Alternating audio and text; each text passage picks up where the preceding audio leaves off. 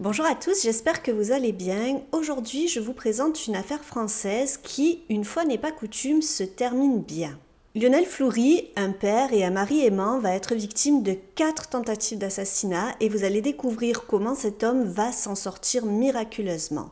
Une trahison ignoble. Alors qu'il est passionnément amoureux de sa femme, Lionel Fleury ne se doutait pas des intentions que sa femme nourrissait à son égard. Une vie de rêve qui se transforme en cauchemar. Mais avant de commencer, je vous invite à vous abonner si ce n'est pas déjà fait. Vous pouvez aussi appuyer sur la petite cloche pour activer les notifications et ne manquer aucune nouvelle vidéo. À la fin de cette vidéo, si vous appréciez le travail, n'oubliez pas de laisser un petit pouce bleu, ça fait toujours plaisir. Donc, sans plus attendre, je vous invite à vous installer confortablement parce que l'histoire de Lionel Fleury commence maintenant. Nous sommes le 23 septembre 2011. Ce soir-là, comme tous les jours, Lionel rentre du travail aux environs de 21 h, mais sa femme Muriel n'est pas à la maison. À 22 h, alors que Muriel n'est toujours pas rentrée à la maison, Lionel commence à s'inquiéter. Peu de temps après, il reçoit un coup de téléphone de sa femme Muriel qui lui dit être en panne sur le bord d'une route, victime d'une crevaison. Lionel prend immédiatement la voiture et la rejoint sur cette petite route isolée. Le pneu avant gauche est crevé, il faut le changer, il y en a pour 10 minutes et Lionel se met aussitôt à démonter la roue. Il ne voit pas l'homme caché dans la pénombre qui sort subitement et se jette sur lui. Il reçoit plusieurs coups de barre de fer dans le dos, suivis de 7 coups de couteau à la carotide, à l'œil, au poumon et à la gorge. Mais Lionel est fort, il entend les cris affolés de sa femme et il réussit à prendre le dessus sur son agresseur et il le met en fuite. Lionel reste conscient mais s'effondre dans une mare de sang. Muriel est en pleine crise de panique, elle réussit à prendre le téléphone portable mais complètement choquée, elle n'arrive pas à appeler les secours. Lionel prend donc le téléphone lui-même et indique aux pompiers l'endroit où il se trouve. Lorsqu'ils arrivent sur place, ils se retrouvent face à une véritable scène d'horreur. Lionel est en sang et Muriel est en pleine crise d'hystérie. Lionel Fleury est admis vers 23 h 30 à l'hôpital de Redon. Son pronostic vital étant engagé, il est transféré dans une unité de soins intensifs à l'hôpital Pontchaillou à Rennes. Pendant son hospitalisation, dès le lendemain, son épouse Muriel et sa fille Alizée, issue d'un premier mariage et âgée de 16 ans, sont entendues par les gendarmes. Muriel dit ne pas connaître d'ennemi à son mari et ne pas pouvoir reconnaître l'agresseur car il portait une capuche. Lorsque les gendarmes lui demandent ce qu'elle faisait sur cette route isolée en pleine nuit, Muriel va leur dire qu'elle faisait un repérage pour amener sa fille le lendemain dans une boîte de nuit. Sa fille, Alizée, va confirmer sa version. Jusque-là, l'agression reste un mystère. Rien n'a été volé, ni la voiture, ni l'argent que le couple avait sur lui. Qui peut donc en vouloir à ce tranquille père de famille ? Muriel et Lionel sont installés depuis 8 ans en Bretagne dans une petite commune de 4000 habitants appelée la Gacilly. Lionel, 43 ans, est un jeune cadre dynamique, il est directeur régional de la chaîne de restauration Courte Paille. Il gagne confortablement sa vie et sa femme Muriel s'occupe de la maison et de leurs 7 enfants. Ils occupent une grande bastide dans laquelle les jours semblent s'écouler paisiblement. Lionel est très amoureux de sa femme, ils s'entendent plutôt bien. Pour les gendarmes, la famille ne semble pas en cause. Elle apparaît unie et même encore plus soudée depuis l'agression. Mais cette façade d'une famille sans histoire, sans ennemis, sans conflit, va bientôt voler en éclats. Une recherche dans les fichiers informatiques de la gendarmerie renseigne les enquêteurs sur les dépôts de plainte de Lionel Fleury consécutifs à 2 sabotages de sa voiture de fonction, touchant une première fois le système ABS, puis la boulonnerie du véhicule. En effet, en novembre 2010, soit 10 mois avant l'agression, Lionel Fleury se rend chez le garagiste car un voyant sur le tableau de bord de sa voiture s'est allumé. Ce que va découvrir le garagiste l'intrigue beaucoup. Les freins ont été trafiqués de façon à ce qu'ils ne puissent pas fonctionner, ce qui aurait pu provoquer un grave accident. Lionel n'y croit pas trop, mais l'affaire se reproduit plusieurs fois en 10 mois. Lionel, d'une nature plutôt insouciante, pense d'abord à des voyous du quartier, des gamins, mais il décide finalement de tout de même déposer plainte. Plus tard, Lionel se rend compte que les écrous de ses roues ont été dévissés, ce qui aurait pu avoir de graves conséquences car Lionel est très souvent sur la route du fait de son travail et cela aurait pu provoquer un grave accident. Les enquêteurs privilégient donc la thèse intentionnelle concernant cette nouvelle tentative de meurtre. 3 semaines après son admission, Lionel Fleury sort de l'hôpital et se rend à la gendarmerie. Il déclare ne pas se connaître d'ennemis. Durant l'entretien, les gendarmes vont lui poser de nombreuses questions et Lionel va leur apprendre que sa femme Muriel est atteinte d'une leucémie. Dans ces conditions, ils ne peuvent plus avoir de relations intimes et Lionel avoue avoir eu une liaison il y a quelques mois de cela. Pour les gendarmes, ces problèmes de couple et surtout la piste de l'adultère relancent l'enquête. Ils creusent cette liaison extra-conjugale et s'intéressent au mari trompé. Ils veulent savoir s'il était au courant que sa femme avait entretenu une relation extra-conjugale. Ils convoquent donc le mari qui se rend à la gendarmerie pour y être entendu. Le suspect affirme ne pas être un homme violent, il avoue être au courant de la liaison de sa femme, mais il ajoute que cette histoire est entièrement finie et qu'il a même entièrement pardonné à son épouse. Mais surtout, il a un solide alibi car le soir de l'agression, il était à l'hôpital avec sa femme qui venait de se faire opérer. De son côté, le père de Lionel est inquiet car il est persuadé qu'il se passe des choses étranges dans la maison de son fils. Il décide donc de mener sa propre enquête et il se fait la promesse de découvrir qui a fait du mal à son fils. Le père de Lionel contacte lui-même la gendarmerie pour être entendu. Durant son audition, il indique soupçonner Muriel sans avoir d'autres arguments que son propre ressenti. Faute de preuves, les gendarmes ne donnent pas suite. À sa sortie de l'hôpital, Lionel rentre chez lui, il est heureux de rentrer à la maison car il sait que sa femme va bien s'occuper de lui. Mais depuis cette agression, l'atmosphère dans le foyer n'est plus tout à fait la même. Ce changement est causé par la présence, je peux même vous dire l'omniprésence d'une nouvelle personne, un certain Patrice Pluot. Patrice Pluot est l'homme à tout faire du village, c'est un marginal qui a un temps été sans domicile fixe, il partage sa vie entre les bistrots et les bars. Il est celui qui a tout vu, tout vécu, tout entendu, enfin vous voyez un petit peu le style de personnage. Il vit de petits travaux de dépannage et de menuiserie. Depuis le drame, Patrice a tendance à s'incruster de plus en plus chez les Fleury. Il est le bon copain qui est là pour soutenir Muriel. De son côté, Lionel reprend rapidement son travail qui consiste à visiter les différents établissements d'une chaîne de restauration. Il est donc souvent sur la route, bien que les séquelles de son agression se font toujours sentir. Jour après jour, cependant, il ressent de plus en plus de fatigue jusqu'à ne plus pouvoir aller au travail. Il commence à avoir des problèmes de coordination, à ne plus pouvoir se nourrir. Il tente tout de même d'utiliser sa voiture dans le cadre de son travail et manque d'avoir un accident en heurtant la glissière de sécurité sur l'autoroute entre Rennes et Laval. Dans les jours suivants, son état va empirer. Il a constamment le besoin de dormir, il n'arrive plus à manger par lui-même et il a même des problèmes d'élocution. Parallèlement, Muriel met de plus en plus de distance entre son beau-père Jean-Pierre, le père de Lionel, qu'elle juge subitement trop râleur et trop envahissant. Il passait tous les jours voir ses petits-enfants à la maison et un jour Muriel va l'attraper et lui dire qu'elle souhaite qu'il ne vienne plus car cela perturbe les enfants. Jean-Pierre ne le prend pas très bien et les rapports entre lui et sa belle-fille se tendent. Tant et si bien que lorsqu'il téléphone à la maison, on ne lui répond plus. Un jour, Jean-Pierre décide tout de même de se rendre chez son fils. Lorsqu'il arrive devant la maison, il constate que les volets sont fermés, il essaie d'appeler son fils au téléphone, mais celui-ci ne lui répond pas. Il a un mauvais pressentiment et il veut à tout prix entrer dans la maison. Il insiste et Muriel finit par lui ouvrir la porte. Elle va chercher Lionel et lorsqu'il arrive, c'est le choc pour Jean-Pierre. Il ne reconnaît plus son fils, c'est une loque, il ne tient plus debout.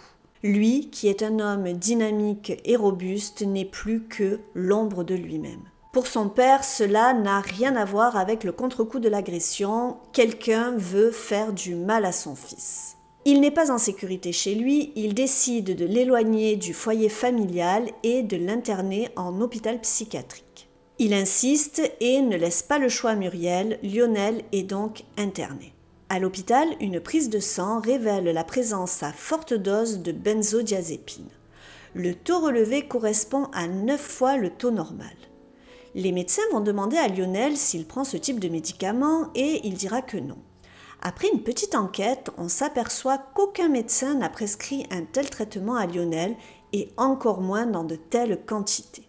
Il reste à l'hôpital quelques jours, le temps nécessaire pour évacuer une telle quantité de substances. Mais Lionel vit mal son internement, son foyer lui manque, ainsi que sa femme, mais surtout ses enfants. Parallèlement, son père n'est pas autorisé à venir le voir durant son internement et Lionel sombre dans une dépression. De son côté, Jean-Pierre est persuadé que l'on cherche à faire du mal à son fils et il a sa belle-fille dans le collimateur. Il n'a pas encore assez de preuves contre elle et il décide de ne pas en parler à son fils qui est déjà très impacté. Il a peur qu'il le prenne mal et qu'il se fâche. Ce qui serait un drame car Muriel continue à tout faire pour le tenir éloigné de son fils. Si le lien se brise, il a peur qu'une chose horrible arrive.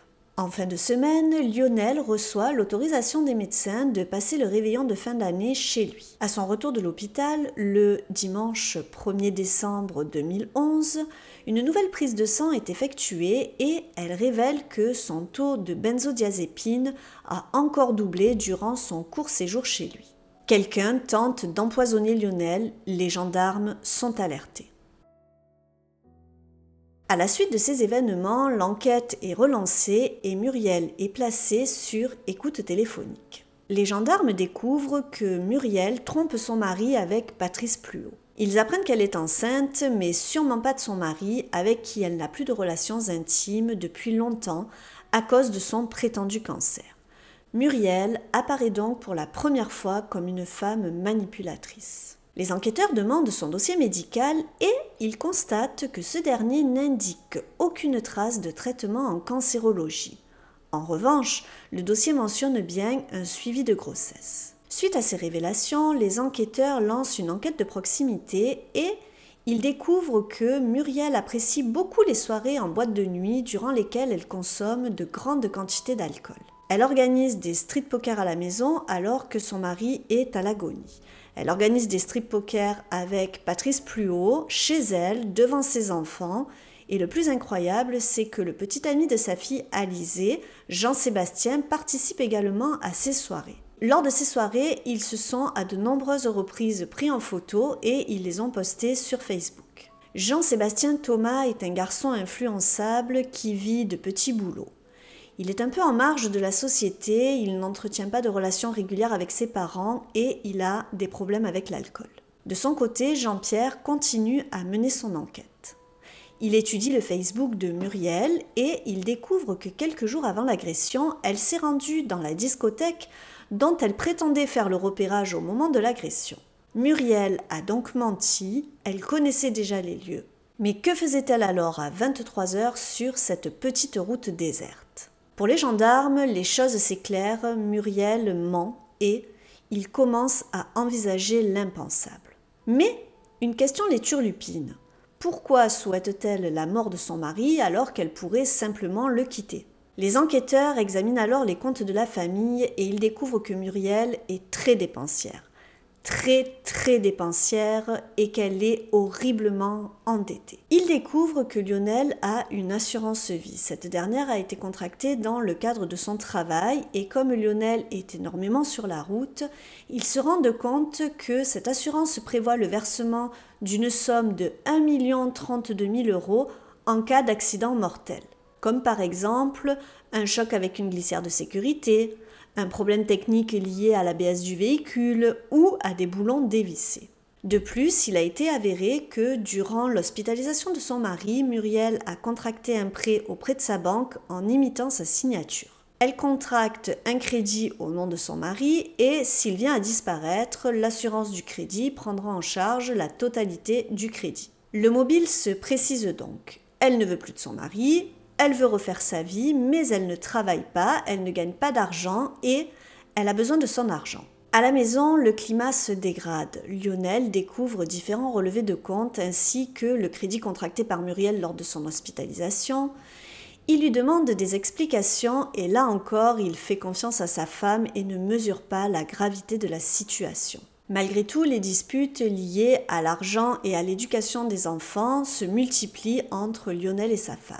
Un jour, Alizée surprend une dispute entre ses parents et elle entend sa mère dire à son père qu'elle aurait préféré qu'il y reste. Choquée, Alizée réalise alors que sa mère et Patrice en veulent à Lionel depuis quelques mois. Elle commence à avoir peur de sa propre mère sous son propre toit. Elle se retrouve face au plus cruel des dilemmes. Ne rien dire et mettre son père en danger ou parler aux gendarmes et dénoncer sa propre mère. C'est le cœur brisé qu'Alizée va prendre la décision la plus dure et la plus courageuse. Le 17 avril 2012, Alizée se présente à la gendarmerie pour avouer avoir menti. À la suite de l'agression de Lionel, c'est sa mère qui lui avait demandé de raconter qu'elle était partie reconnaître le chemin de la boîte de nuit. Alizée avoue que sa mère n'avait pas besoin de reconnaître cet itinéraire car elle le connaissait déjà. Alizée explique aussi que elle se trouvait effectivement au bistrot de la Gacilly le soir de la crevaison et de l'agression de Lionel. Elle était bien en compagnie de son petit ami Jean-Sébastien et de Patrice, mais à un moment, ils sont partis tous les deux. Elle explique que depuis ce jour-là, son petit ami a changé, il est beaucoup plus nerveux et violent. Enfin, elle avoue avoir entendu Patrice tenir des propos à Muriel l'invitant à mettre quelque chose dans le thé de Lionel pour être tranquille. Avec ce témoignage et les indices qu'ils ont recueillis, les gendarmes décident de passer à la vitesse supérieure.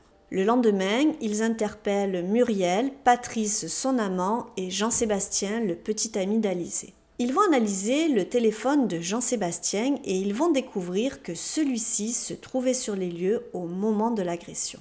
Interrogé, Jean-Sébastien avoue être l'auteur de l'agression à la barre de fer et au couteau sur Lionel. Muriel lui avait proposé 50 000 € pour tuer son mari. Lors de son interrogatoire, Muriel avoue avoir organisé les 4 tentatives de meurtre. Elle explique ne pas vouloir divorcer et désirer que son mari disparaisse. Elle avoue avoir donné des anxiolytiques à son mari et explique son geste en accusant son mari de violence conjugale. Or, l'enquête de proximité révèle que Lionel n'a jamais été violent ni avec sa femme ni avec ses enfants. Muriel confirme avoir demandé à Jean-Sébastien d'être son homme de main pour 50 000 €. Trop contente d'avoir enfin trouvé un homme de main, elle ne s'est pas posé la question de savoir si Jean-Sébastien avait la force pour s'en prendre à son costaud de mari. D'autant plus que Patrice avait, lui, refusé d'être le meurtrier de Lionel. Elle organise alors le guet-apens pendant plusieurs jours. Patrice et elle vont repérer les lieux. La nuit de l'agression, tout est en place. Muriel se rend à l'endroit prévu, un petit chemin de campagne. Quelques minutes plus tard, Jean-Sébastien crève le pneu avec son couteau et il va se cacher dans les fourrés. Quelques minutes plus tard, Lionel, le gentil mari dévoué, arrive. Jean-Sébastien saute sur Lionel, sauf que dans la bagarre, il n'arrive pas à prendre le dessus sur sa victime. Il ne s'attendait pas à ce que Lionel ait une telle force. Pourtant, Lionel avait une carrure assez imposante. Jean-Sébastien s'enfuit, Lionel est toujours vivant, Muriel panique, son guet-apens a échoué et elle ne veut pas se faire prendre. Jean-Sébastien, comme c'était prévu, appelle Patrice qui vient le récupérer.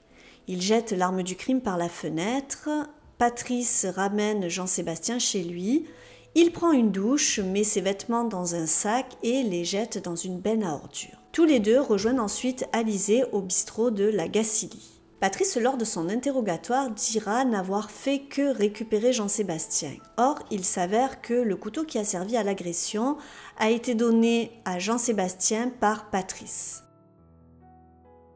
Le procès s'ouvre donc le 13 mai 2014 devant les assises de Vannes. Muriel déclare ne plus être en couple avec Patrice qui découvre cette rupture à ce moment-là. Au cours du procès, Patrice est présenté comme un ancien SDF vivant de petits boulots, tombé amoureux fou de Muriel en août 2011 et ayant ainsi accepté de l'aider lorsqu'elle le lui a demandé. Lors du procès, un huissier annoncera une dette de plus de 20 000 € à la charge de Muriel.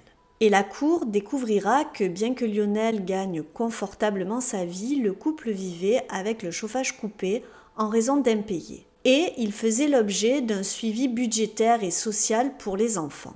La propriétaire de la maison qu'occupait la famille avait engagé des procédures pour loyers impayés. Jean-Sébastien, lui, est présenté comme une personne démunie, un homme attiré par l'argent qui a cédé aux 50 000 € proposés par Muriel. Et c'est à cet instant que Alizée va découvrir que son petit ami a été payé par sa mère pour tuer celui qu'elle considérait comme son père. Muriel Courret a été condamnée à 20 ans de réclusion criminelle pour avoir commandité l'assassinat. Jean-Sébastien Thomas, qui avait 26 ans au moment du procès, a été condamné à 12 ans de prison pour avoir porté les 7 coups de couteau. Patrice Pluhaut, âgé de 55 ans au moment de son procès, est condamné lui à 10 ans de prison pour complicité. Le procès en appel s'est tenu à la cour d'assises de Rennes et a confirmé les 3 condamnations. Lors du procès en appel, Muriel dira « J'ai commis un acte terrible et je m'en excuse auprès de mon ex-mari et de mes enfants. » Le 8e enfant de Muriel est né en détention. Les 6 enfants qu'elle a eus avec son ex ne viennent pas la voir à la prison des femmes de Rennes où elle est incarcérée depuis 7 ans. « C'est légitime, dit-elle, ils sont toujours très en colère contre moi. » En prison, Muriel travaille et suit des études d'histoire et de lettres modernes. Lionel Floury, lui, a depuis refait sa vie et il se dit très heureux. Il a eu beaucoup de mal à faire de nouveau confiance à sa femme, mais il déclare à présent « J'ai de la chance aujourd'hui d'avoir une femme aimante, bienveillante. On partage tous nos projets, toutes nos envies et je suis quelqu'un de très heureux. » J'ai vraiment du mal à comprendre comment on peut faire autant de mal à l'homme avec lequel on a eu 7 enfants, d'autant plus que Lionel a toujours été un mari aimant et un bon père de famille pour ses enfants, notamment pour Alizée qui n'était pas sa fille biologique mais qu'il a aimée comme si c'était sa propre fille.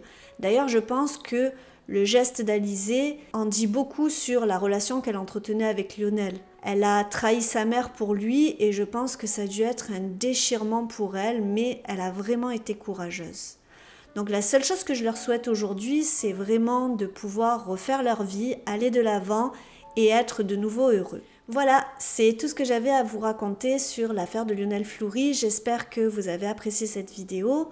N'hésitez pas à me dire en commentaire ce que vous pensez de cette histoire.